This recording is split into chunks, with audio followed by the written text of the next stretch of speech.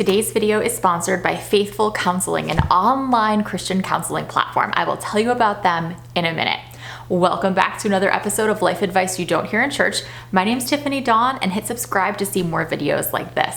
Today, I want to talk about 7 things we can do that sabotage our relationships without even realizing it. And this could be romantic relationships or with a kid, a parent, a coworker, a friend. These 7 things will totally take the life out of your relationships. And so I want to talk about them. I have personally done all of these at some time in some relationship. I think they're very common and easy to not even recognize in ourselves. So let's talk about these 7 things to look out for. Number 1 thing that can sabotage your relationships is speaking in hints instead of being straightforward. When I was dating my first boyfriend, I was in college as a music major, and there was a huge piano recital scheduled. And this recital was a big deal. Everybody was coming, and they were bringing their family and their friends and their boyfriends and grandparents. This was the place to be at the end of the semester. Well, the night before, my boyfriend called me up and said, "I'm so sorry, my band practice just got rescheduled to the night of your piano recital, so I won't be able to come."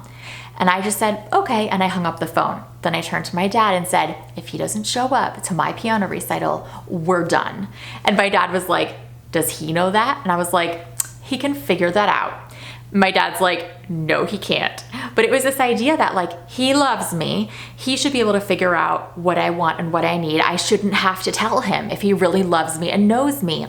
And so wanting to speak in hints or have him figure it out, but nobody's a mind reader. And that puts just this unrealistic pressure on the other person in the relationship. And it gives you this sense that when your needs go unmet, it's because you're unloved or because you're not seen or not known. When in reality, it's just because you're not in a relationship with a mind reader. Thing number 2 that can sabotage our relationships is not prioritizing self-awareness. I always thought if I'm spending time on myself, then I'm wasting my time. I'm supposed to be others focused, not inward focused, all this. Well, it turns out you really need to know yourself in order to know and love other people. So an example of this, James and I were first married, and I felt like he was looking at other girls everywhere we went. And a lot of times he'd be like, I didn't even know there was another cute girl there. Who are you talking about? I thought I saw someone I recognized across the room. And I was like, he's lying. He's checking out girls everywhere, all this. And I was like, he has these issues and he won't deal with them and it's hurting me. And he kept saying, you need to see a counselor. You need to see a counselor. And I was like, no, I don't. You need to see a counselor. And we kept having this conversation for months and going around and around the same pathways and not getting anywhere, not able to move forward in this. So finally, I started going to counseling. Best decision ever for my life and my marriage. I realized how much my past was affecting me, and I didn't realize it. All these things that seem so black and white, clearly his fault.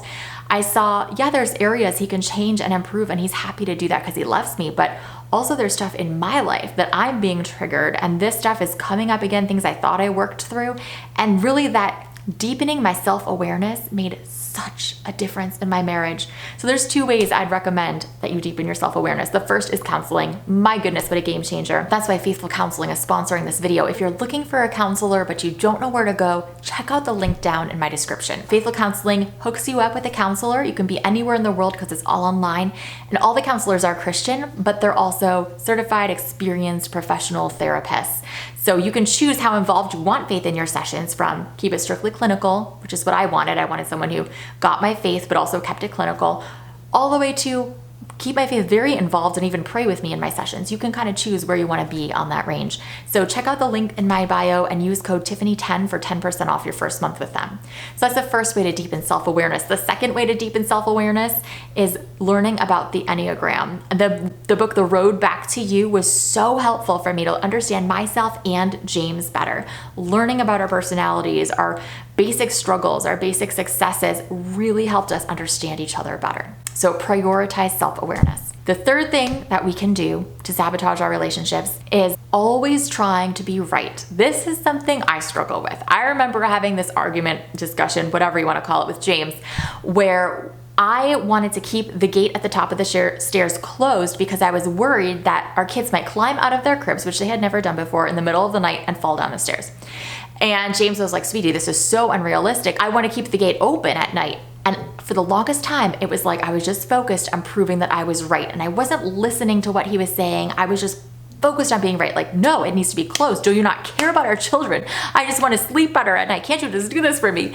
Finally, I was like, why do you want to keep the gate open? And I just listened. And he's like, I don't want our kids growing up with fear and anxiety being the reasons they do things. And this is a small way that we can say, we don't need the gate closed. It's not necessary right now. It would just be living out of fear. And then I finally was like, oh, that's where you're coming from. And we were able to actually have this healthy, productive conversation and figure out what we were going to do, but also get to know each other better. And that's the thing. Disagreements are the opportunity to grow in intimacy, to understand each other better. But when we're just focused on proving that we're right and they're wrong, it blocks intimacy and it makes it so you can't even move forward in those discussions. Thing number 4 you could be doing to sabotage your relationship is not speaking up for yourself. I know I've done this with my first boyfriend. It was like, let me figure out what he wants to do. It's like, where do you want to go to dinner tonight? And you're thinking, what is he probably in the mood for? I don't care, whatever you want. And you're like trying to like figure it out. That is doing a disservice to your relationship, because then they're not able to get to know you as much. And eventually you could grow resentful for never doing what you wanted to do because they don't know what you want to do.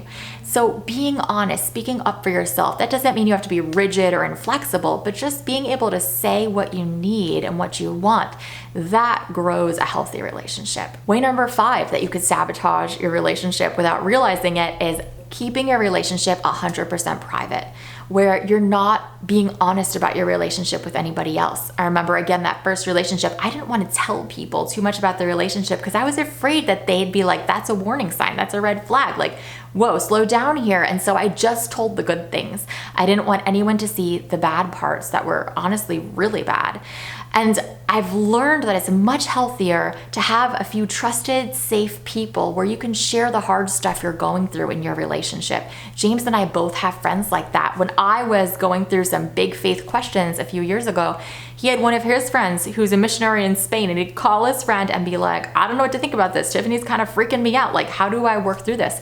I'm not talking about spreading gossip. I'm not talking about bad-mouthing your spouse. I'm talking about a safe person who's trustworthy, and you share in private with that person the hard parts of your relationship to work through it. That makes for a healthy relationship. The 6th way you can sabotage relationships is through playing the victim card over and over. This is something I struggle with. I learned that whenever we were having a disagreement or a tension or somebody got hurt in the relationship, even if James was like, it hurt me when you did this, I wanted to lash back with, well, it hurt me when you did this, and it hurt me even more. I always wanted to be the one who was hurt more. It almost felt like this engendered sympathy or empathy or made me feel seen. And I realized like that's a form of manipulation of the relationship, in a sense, is always wanting to be the one who's hurt more, who everyone's out to get.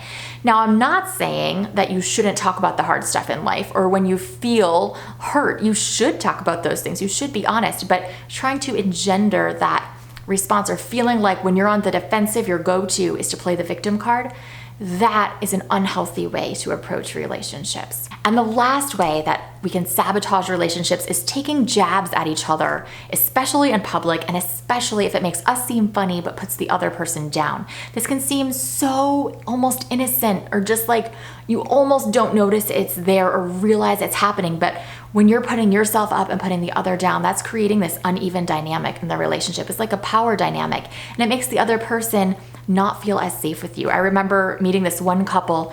They were both this beautiful couple, but everywhere they went, he would just make little jabs about her body, about her abilities, about how smart she was, just these little things. And she'd like laugh it off, like, oh, he's just joking. But I'm like, that's not healthy. Like, that is gonna wear a rut over time, and that is putting her down instead of honoring her, instead of elevating each other and bringing each other up.